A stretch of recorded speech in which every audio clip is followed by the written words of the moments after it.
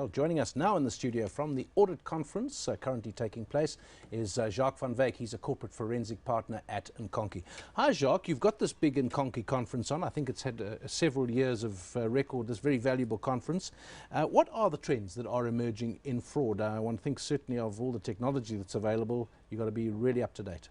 Thank you very much for the opportunity. This is the fourth year that the conference for audit committees are running, and international research and surveys have shown that corruption and bribery is the fastest growing economic crime in South Africa. And there are two very specific trends that we're seeing in South Africa. One is that the level within organizations that are involved in these economic crimes are increasing. So we have senior people in organizations that get involved. And secondly is that cybercrime is having a much bigger impact on economic crime, because it's more organized and are now a business versus an opportunity attack of disabling websites. So those two are very important to note. What always interests me is that there's some very clever people doing this, but I suppose the criminals are clever as well. So you're wanting a foolproof way to get ahead of the criminals, but that doesn't appear to happen. You've got to keep coming up with new ways. Absolutely.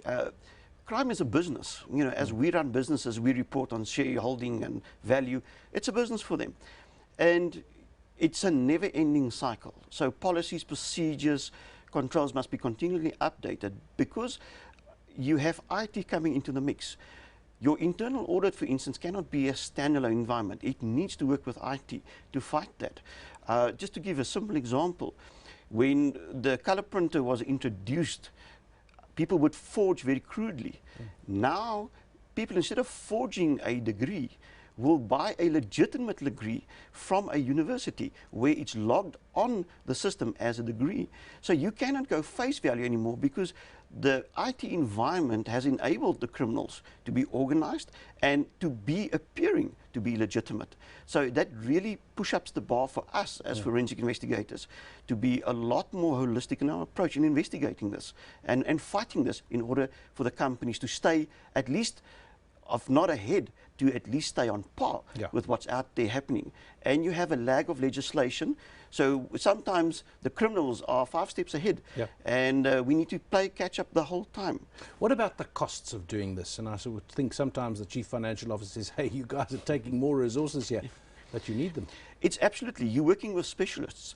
The teams have evolved from just being auditors. Now you have auditors, accountants, investigators, very high-level law specialists, IT specialists, data analyst specialists. So the cost is huge. But on the other side, if you are not proactive, the reputational risk of not protecting your client information, being involved in some form of scandal, and so there's a huge cost to the company.